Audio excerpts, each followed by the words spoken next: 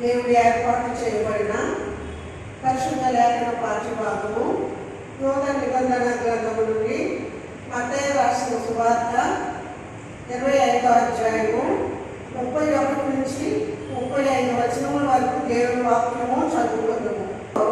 మనిషి కుమారుడు ఆయనతో కూడా సమస్త దూతలు వచ్చినప్పుడు ఆయన తన మహిమ గల సింహాసనం మీద ఆసీనుడై ఉండడు. అప్పుడు సమస్త జనములు ఆయన ఎదుట పోగు చేయబడుతుంది.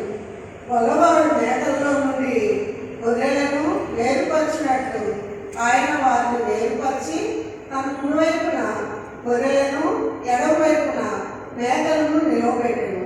అప్పుడు రాజు తన కుడివైపు లోకం పుట్టినది మొదలుకొని మీ కొరకు సిద్ధపరచబడిన రాజ్యమును స్వతంత్రించుకుని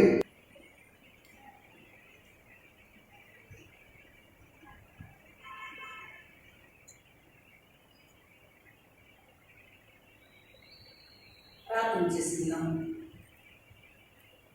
పరిశుద్ధుల దేవా, మీకు వందనాలు స్తుతులు స్తోత్రాలు చెల్లిస్తున్నాం. ఈ ప్రత్యేకమైన సమయంలో ప్రభా నాయన విశాఖ చర్చ్ కౌన్సిల్లో ఉన్నటువంటి సంఘాలతో కలిసి నాయన యొక్క చర్చి వారు ప్రభా ఏర్పాటు చేసినటువంటి వన్డే రిట్రీట్కి బట్టి మీకు స్తోత్రాలు చెల్లిస్తున్నాము. మొదటిగా దేవునికి వందనాలు తెలియజేస్తా ఉన్నాను. మరి నన్ను ఆహ్వానించినటువంటి గురువారిలో విన్సెంట్ అయ్య గారికి, చిన్నయ్య గారికి,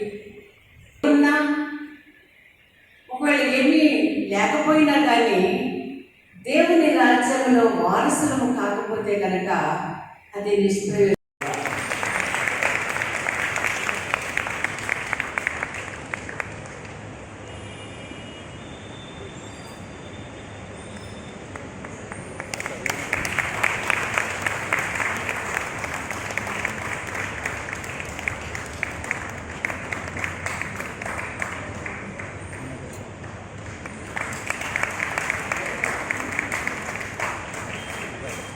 Small token.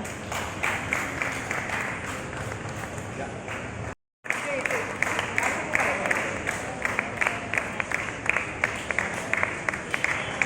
భారతదేశంలో మొట్టమొదటి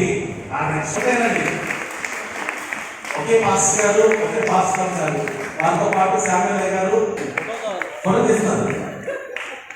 అందరి దగ్గరలో వెళ్ళండి, మీరు చెప్పాలి. నా హృదయపూర్వక వందనాలు.